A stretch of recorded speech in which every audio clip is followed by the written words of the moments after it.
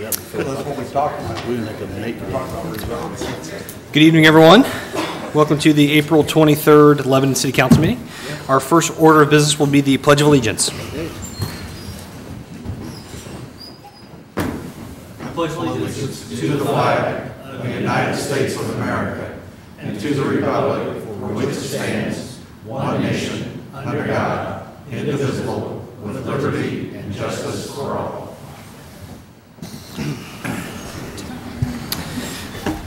All right, with that, we'll move on to the roll call members, including our new council member, first meeting, Brent Wheat. Welcome, sir. Thank you. Clerk will call the roll. Thank you. Councilman Kincaid. Present. Councilman Campbell. Here. Councilman Coots. Here. Councilman Robertson. Here. Councilman Copeland. Here. Councilman Wheat. Present. Councilman Fleming. Present. Thank you. All right. I do want to remind everyone, too, if they're here for the presentation concerning the Lebanon Center Township Fire Department Unification Plan, that has been removed from the agenda and will be discussed at a public meeting tomorrow night at 6:30. At 6:30. So if you're here for that, you will not be hearing that tonight. First item up we have is a presentation from OpenGov. Just remind everyone, this is a financial transparency portal that the city is working with OpenGov on to really put all of our financial records up online. This has been a long process. Tanya's office has been working diligently on this, and so we're excited to launch this. And we have tonight with us, we have Adam Stone with OpenGov. And he's going to give us kind of a brief rundown overview of how the system works for the public. So Adam, to you. Awesome, thank you. Okay, I'm not sure how to switch it over to your monitors here. They should be able to get you in the back. 1 second.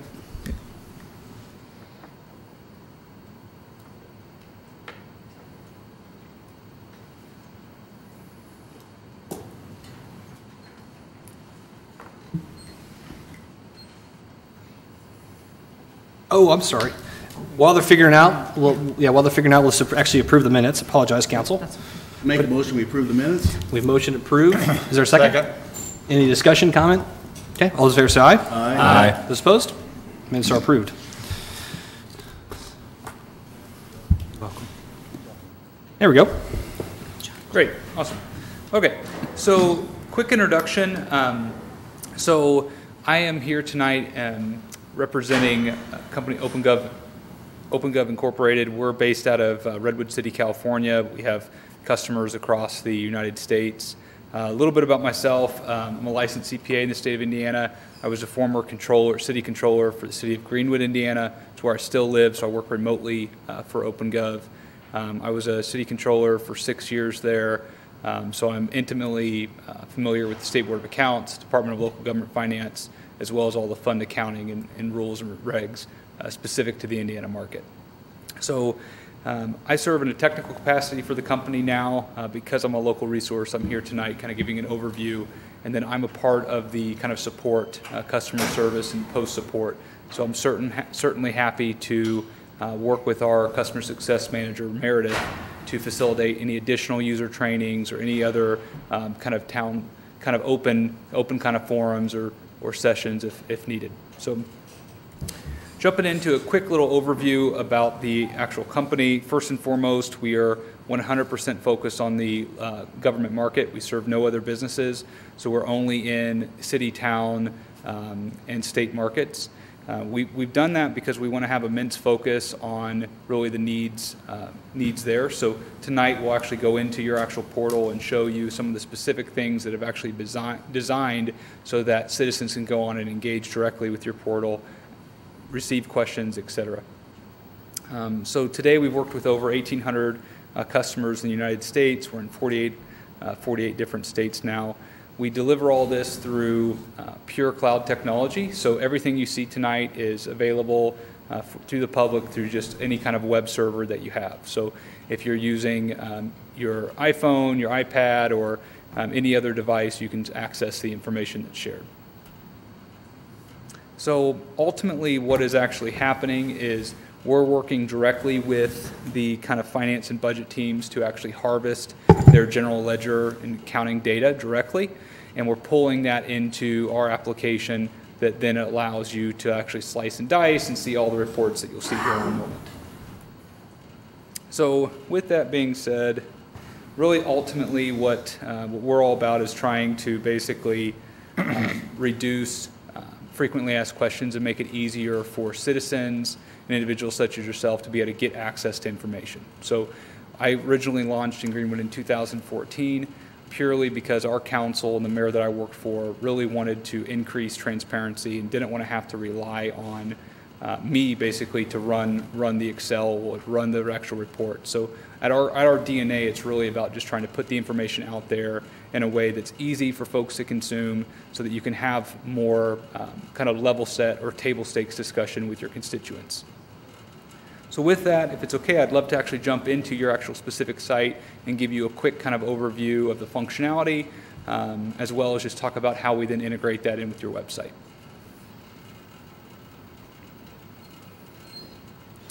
So make sure you can all see that. Okay. So what you're looking at here is your actual transparency portal.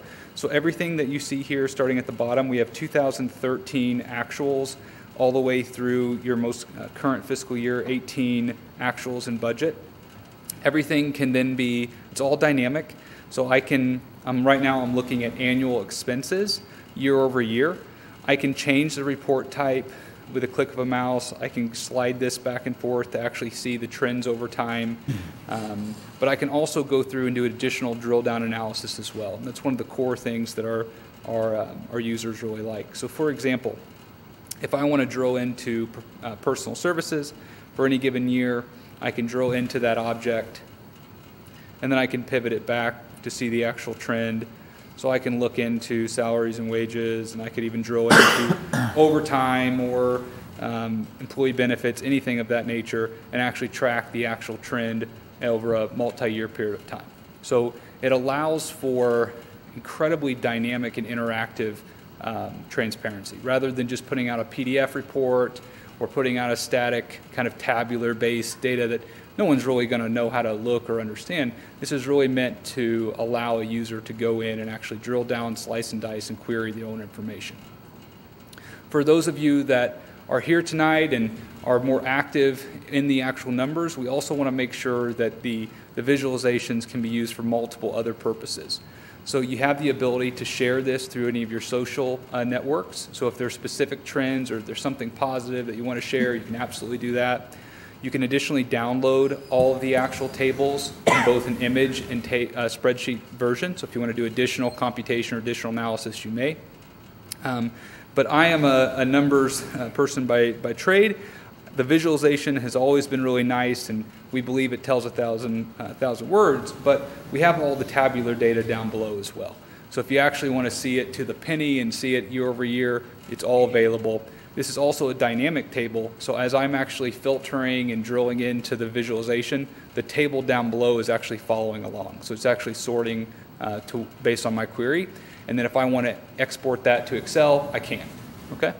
So the way our customers are using this in kind of a public forum is they're using it in these meetings. So as you have agenda items and you want to talk about fiscal impact, or if you want to talk about kind of the actual fund balances or budgetary balances, you have great technology in this room. We would encourage you to use it, access it, because that'll allow you to kind of have data parity so that you have the central number. I know that for me, there was always a challenge to make sure we were reporting on the same number and that there wasn't any disputes there.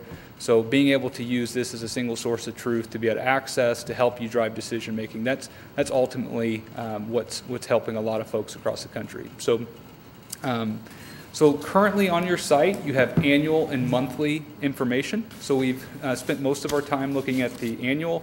There's a monthly report available as well. So within the monthly, it's actually tracking the year-to-date to budget. You can prorate this budget as well, so you can see actually how they're doing year over year relative to budget par. But one of the things I really wanted to point out here are these save views over to the left. And I know that the staff has spent a lot of time trying to configure and kind of shape these, and these are critically important. So these are actually, think of these as bookmarks or commonly asked questions. So these are things that are actually pre-created, pre-filtered views. So that if someone's new to Lebanon's fund accounting structure, or if there's a hot topic that you want to share updates on, these are easy to amend, they're easy to post, and they really allow you to kind of guide a user's attention, okay? Additionally, the software recognizes new IP hits, so the first time any of you would access this site, you'll actually get a how-to tutorial to actually show you how to go through, filter. We have how-to videos, all those things as well, okay? I want to pause there before I move into kind of integration. Any questions kind of globally with regards to the site or kind of what's been built today? I have one question. See, I think we bought this about 2 years ago. Mm-hmm. Who puts all the data in? Yep. Physically puts it in? Yep. It's done at the actual clerk treasurer's office, is my understanding. Yep. Okay. It's done as a monthly data upload. And I think we participate in some of that as well. So I think we're scraping data monthly from your accounting system, and then our team's helping to update the actual site. So it's all based on the reports she generates, and then they upload it. Or combination of the two. So you just tap into whatever program she was using? We take the raw export, the canned export directly out. Most accounting systems will dump into a CSV or an Excel file, and then we've mapped to that specific file. So we're actually taking the file verbatim, trying not to touch it at all, and manually importing it into our application. Yeah, so their app takes her raw data from her Excel spreadsheet and then converts it into the graphs and different breakdownable things. So it's not a duplication of data input, her old system and this new system? No, they take her data she currently makes.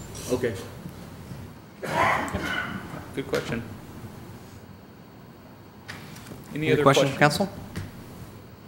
Go ahead, Adam. Sorry. Okay, cool. So the next step is I wanted to talk about how you can then basically link this into your actual website so that it has your look and feel, et cetera.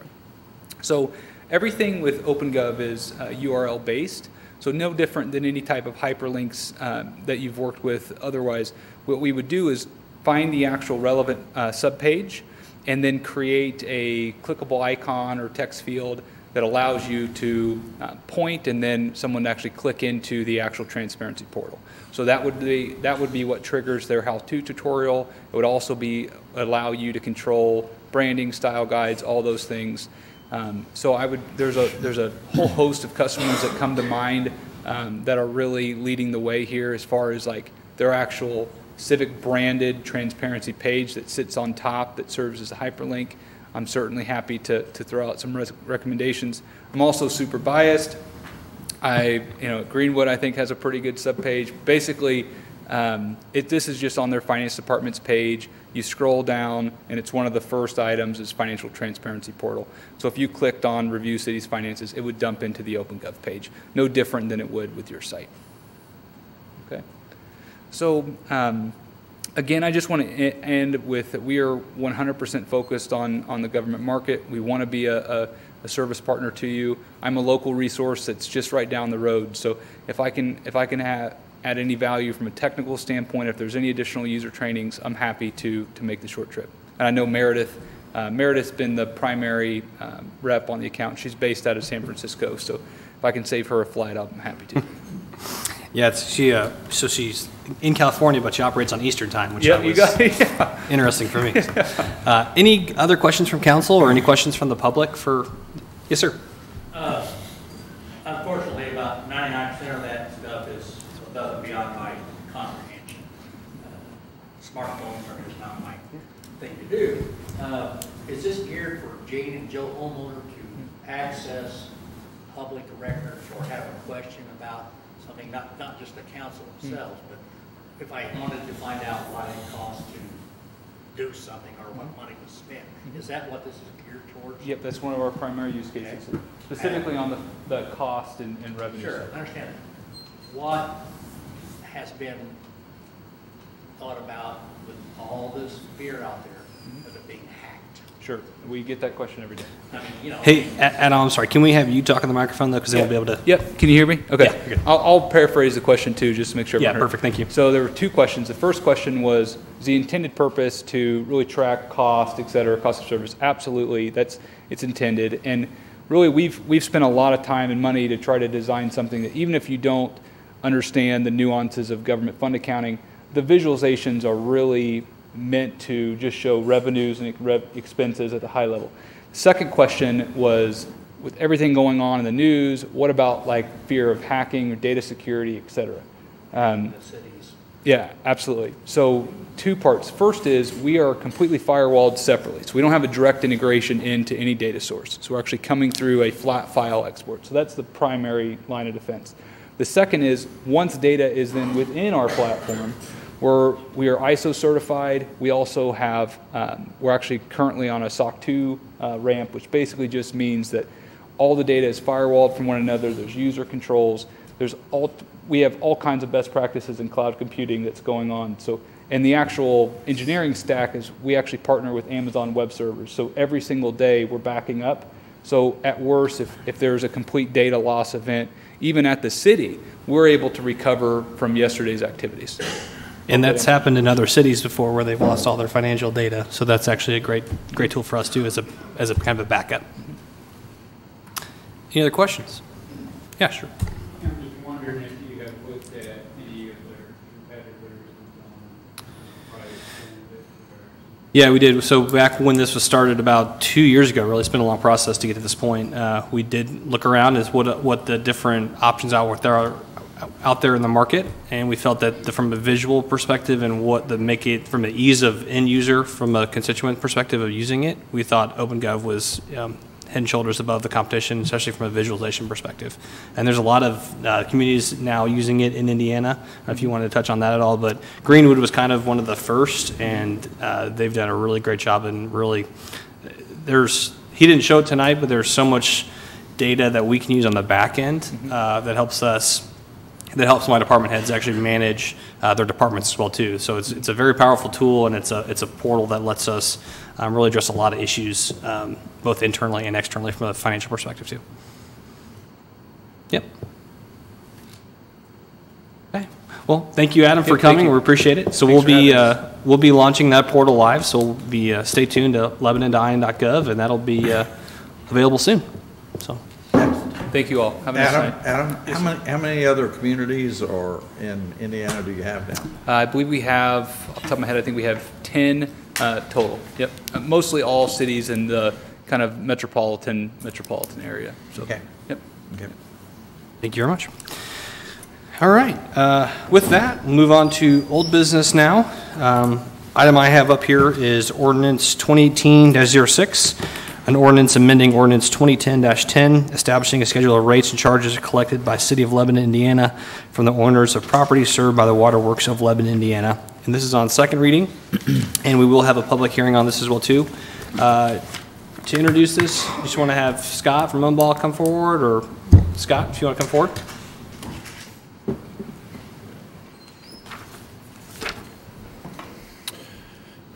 Good evening, Council and Mayor. Scott Miller with UMBAH. As you heard, it's second reading on the proposed water rate ordinance that will be used to pay for the capital improvement projects that the water utility needs to do to continue to provide service to customers. There were, I don't know if this is the appropriate time to bring this up, but there were a couple changes that we'd like to suggest to you for consideration.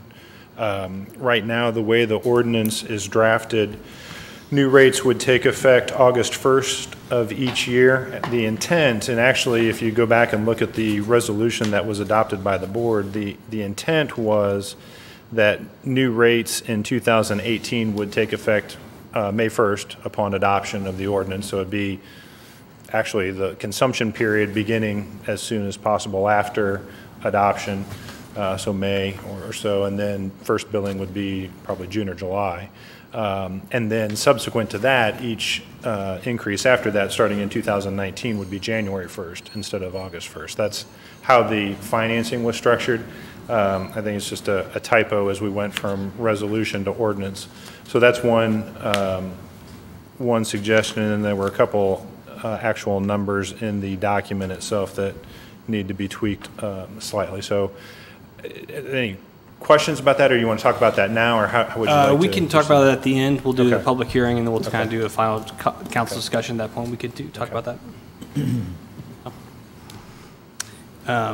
I know we've talked about this before. We had the first reading, we presented the presentation, and then we also had the public open house. I kind of, at this point, just will want to open this up for public hearing at this. So I'll open up the public hearing on ordinance 2018-06. So if you have any comments, questions, concerns, please step forward. This is your opportunity to be heard on this.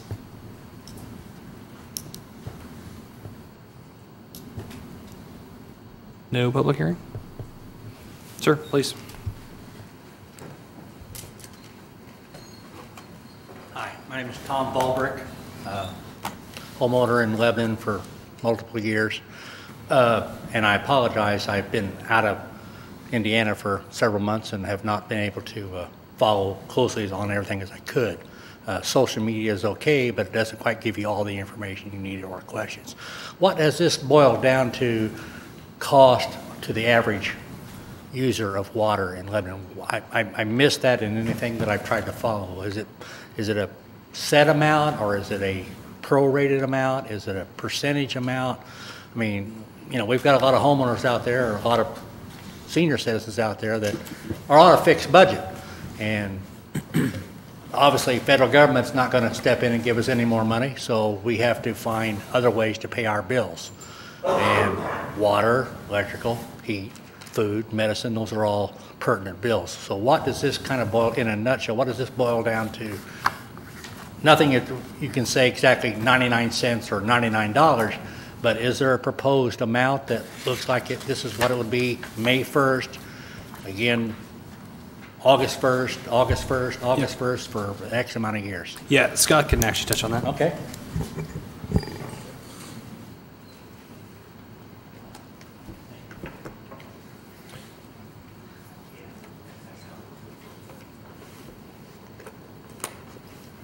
Shuffle my papers here real quick. So an average customer in Lebanon, an average residential customer in Lebanon right now uses about 3,568 gallons of water per month. That customer right now is paying $22.37. The initial phase one increase would increase that to $25.52. Then in 2019, it would go to $28. And then 2020, $30.77. 2021, it would go to $33.82. And then in 2022, $36.06. So about $3. About $3 a month. Each time. Well, after, but yeah, but the versus what it is today, right? It's a $3 increase per month. Yeah. Per month, Yeah. dollars a year. Yes, correct. Yep. That answer your question, sir? To some extent I can. I missed following any of that in previous meetings or previous talks about Yep. this. Neither was the water entity. And if I believe right, this money, this increased money is going to earmark towards projects. This is all for capital projects, correct? This is all replacing infrastructure. This is all, pipes in the ground. This is all for infrastructure. Basically, $3 a month. Doesn't sound a whole lot until you start thinking about it. What type of funds does that generate for the city in 1 year or over the next several years? Millions? Thousands? Again, this might have been discussed in a previous meeting, but I appreciate the time and the questions. Well, it's a public hearing, so we want to make sure everybody has a chance to speak on this and get their questions answered. So let me give the numbers to you in total. Right now, the current revenues are generating just a little over $3 million per year, $3,044,000. at the end of the process, 5 years from now, in 2022, once we've financed the projects, the projects are intended to be financed with 2 separate bond issues, so we've got to include the principal and interest repayment on those. When we get out to that point, the budget is going to be about $4,970,000. So today, as we sit here, we're about $1.9 million short. So over 5 years, that will generate an additional $1.9 million per year. Yeah. Yeah. And that, it has a small amount of customer growth in it. So if we get significant customer growth, large industrial customers or additional residential customers, those, that will certainly help. How many homes potentially earmarked for a parcel of land to the north? Each one of those homes is going to need a water line. And those are, But you've got to supply that water line to them. That's right. Henceforth, the infrastructure that you're talking about. That's right. correct. Any other public comments, questions? Okay. At this time, I'll close the public hearing on ordinance 2018-06. Any discussion, questions? Discussion, what's your counsel? No, sir.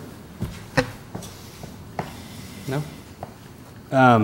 So do we want to talk about the potential of the dates? Yeah. And Rob, we could do an amendment tonight, correct? Yes, Mayor, Council, whatever those changes, I think we need to hear those from Mr. Miller, and we can go through it. And if the council would so choose, we could vote on the amendments and then vote to approve the ordinance. Okay. So let me describe the proposed amendments again. When you go back to the resolution that was adopted by the Utility Service Board, the language in that resolution provided that the initial increase in rates in 2018 would take effect May 1, 2018, and then each subsequent increase starting in 2019 and subsequent years, the rate increase would be effective January 1st. As that language was moved over to the ordinance, a prior version was used, and the ordinance now reads rates effective August 1st of each year, which is actually the same language that was used in the prior ordinance that we're now amending, 2010-10, I believe. And so it's just, it's essentially a typo. That's not, the language in the ordinance wasn't the original intent. The intent was to make it effective upon passage and then January 1st each year. So that's the timing difference.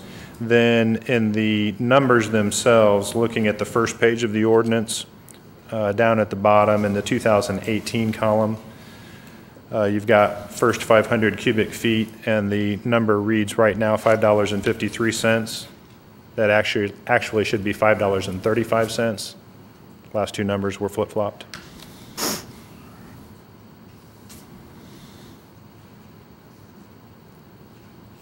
And then on the next page, towards the bottom, under the section labeled automatic sprinklers as follows, in the 2019 column, 1, 2, 3, 4, 5 rows down for the 1.5-inch meter, that number should be 44.16 instead of 44.19. So both of those are just small reductions, but that will create issues down the road if we don't clean those up. Scott, I'm trying to remember, did we change anything about the availability fees? The availability fees are not changing or are not proposed to change in this ordinance. They're still at $2,000 for the water utility. Okay.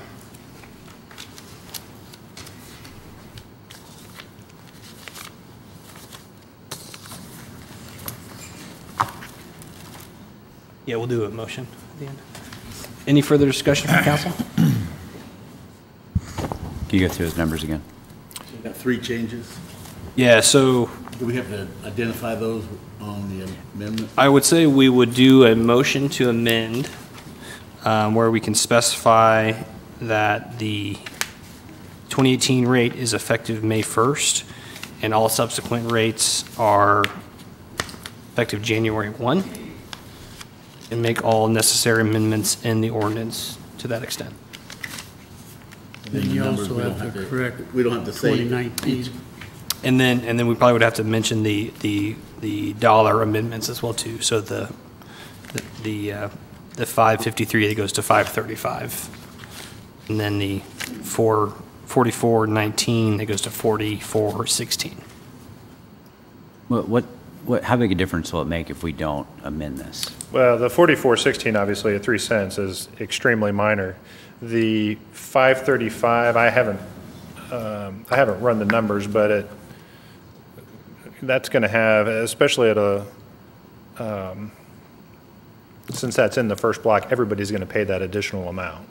Yeah, we should make sure we It has amend to be that. right. I mean, Yeah. that's it. Yeah.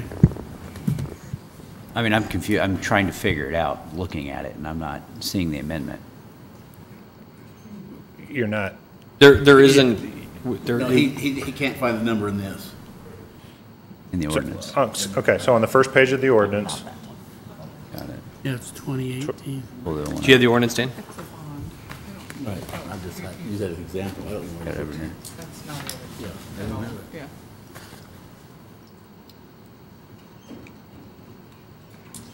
Sometimes this is why paper's easier. I like my tablet. It works most time. All right, first page. The second set of numbers was 4419, is that $44.19? The same ordinance I was looking at. Yeah, it went to 16 cents. 4419 to 4416? Yes, yes.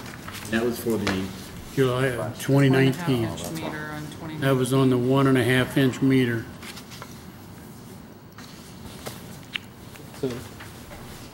Yeah, like I said, it's just, the motion would just say, that make the 2018 rates effective May 1st and make all subsequent rates effective January 1. Right.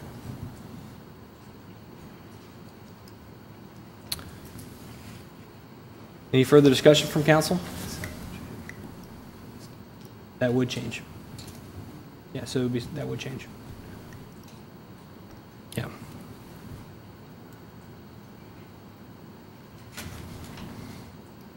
Any other question for Scott? no, sir? Okay. Does anyone want to make a motion concerning the amendment? Make a motion that we make the amendment? Yep. Approve the amendments to the ordinance, right? Approve the amendment to the ordinance of moving the first payment, or the first change to May 1st from August. The billing will start on January the 1st, 2019. I think it's, the amendment would be to make the effective rate for the 2018 Or 2018, on May 1st, May 1st. 2018, and then subsequent rate increases would be going into effect on January 1. Okay? I agree with that. Is that your motion? That's my motion. Okay, we'll do it two then. So we'll do that one first. So that's a motion. Is there a second? Second. Motion and a second. All those in favor say aye. Aye. Those opposed? Okay, we fixed the date issue now. So make a motion we would need a motion now to amend the first 500 cubic feet rate in 2018 from 553 to 535. And then on page 2, make the 1.5 inch meter rate in 2019 from 44.19 to 44.16. So moved. So we have a motion. Is there a second? Second. Motion and a second. All those in favor say aye. Aye. Those opposed? Okay. The ordinance is now amended. Rob, can you read the ordinance on second reading, please? And then are we changing it? We just did. All right, thank you, Mayor, Council. Second reading, as Mr. Miller indicated. Ordinance 2018-06 is amending previously adopted ordinance number 2010-10, which established the schedule of rates and charges collected by the city of Lebanon from the owners of property served by the waterworks of the city. In this, there are several schedules here that are established for the use of the services rendered by the waterworks system of the city. And the rates and charges are listed out there on pages 1, pages 2. There's also a discussion of the tapping fees in pages 3. Availability fees is set forth in there. Again, section 2, though, says these rates, charges, and fees shall be reviewed every calendar year for applicability and financial necessity. There's a 0% difference in the rates and charges between property located outside the corporate boundaries of the city as compared to property located within the corporate boundaries of the city. This ordinance shall be in full force and effect upon its adoption, effective date, and any publication required by law. Okay, ordinance has been read on second reading now. We've held the public hearing. Any further discussion from council? Okay, I would entertain a motion concerning ordinance 2018-06. If you were to make a motion, we would need to motion to adopt as amended. I'll make a motion to move as adopted ordinance number 2018-06. Second. As amended. We have a motion to approve ordinance 2018-06 as amended. And a second. Second from Council Robertson. Further discussion? All those in favor say aye. Aye. Those opposed? Ordinance 2018-06 as amended is adopted unanimously. Council? Okay, next item up, unless there's any other old business coming for the council? Okay, we'll move on to new business then. And the item I have up here tonight is Resolution 2018-14, consideration of the Common Council of the City of Lebanon, Indiana, regarding the designation of an economic revitalization area. Molly Whitehead from the Boone County Economic Development Corporation is here tonight to help with this resolution. Okay, good evening, Council. Mayor Molly Whitehead, Boone County Economic Development Corporation. This ERA, this is your first hearing for an ERA, Economic Revitalization Area. It's for the 17-acre parcel that sits just outside of the Lebanon Business Park. So on 39 south of the former ConAgra building, right at the entrance of Lebanon Business Park. So in order for you all to potentially provide any incentives to a company that may be interested in the area has to be designated as an ERA first in order to really move at the speed of business to be able to respond to these leads and work with potential tenants that may or may not be interested in that area. We want to go ahead and get this in place so that we can move quickly when that need arises. So with that, I'd be happy to answer any questions that you may have. Any questions for Molly? Is that on the corner, like the southwest corner? Or Northwest. Northwest corner of Enterprise, yep. Enterprise Drive. Enterprise and 39. Okay. Yep. And also, do want to clarify, an ERA is different than a TIF district. This is Correct. not designated anything as a TIF district. This is just an economic revitalization area. Any questions for Molly from the council? Any public comment concerning Resolution 2018-14? Okay. Would entertain a motion or further discussion? Oh, yeah, I'm sorry. Let's have Rob read it. That's actually probably important. So, Rob, can you read Resolution 2018-14? That's the earnings pay. Thank you, Mayor, Council. Resolution 2018-14, as Ms. Whitehead indicated, it's regarding the designation of an economic revitalization area.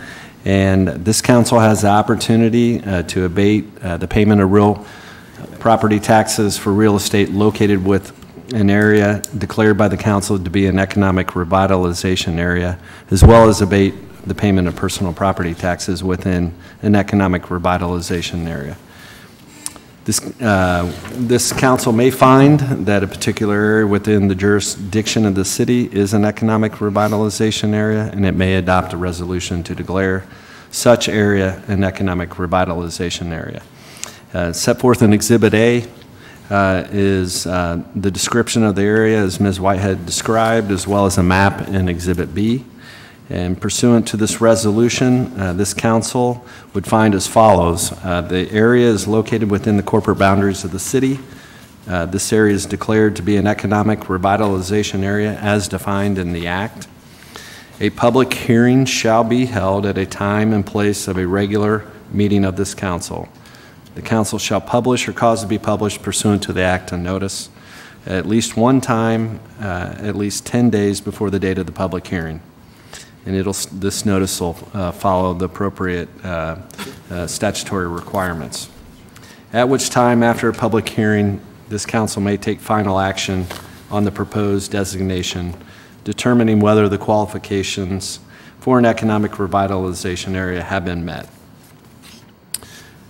Pursuant to Section 2.5 of the Act, a copy of this resolution shall be filed with the Boone County Assessor. It will also file a copy of the notice with each taxing unit that has authority to levy taxes in the geographic area within the areas located. And this resolution shall be in full force effect immediately upon its adoption. Okay. Thank you, Rob. Now that we've read it, if there is any further discussion, questions, comments from council? Okay. Would entertain a motion concerning Resolution 2018-14? I move we approve 2018-14. We have a motion to approve. Is there a second? Second. Motion and a second. All those in favor say aye. Aye. Those opposed? Resolution 2018-14 passes unanimously. Thank you, council. Thanks, Thank you, Molly. Okay, is there any other new business before the council? Mayor, let me make a comment. I don't know if council members have been aware that the county is in a lawsuit with Meyer Business for the assessment of taxes and so forth. There's a big lawsuit going on.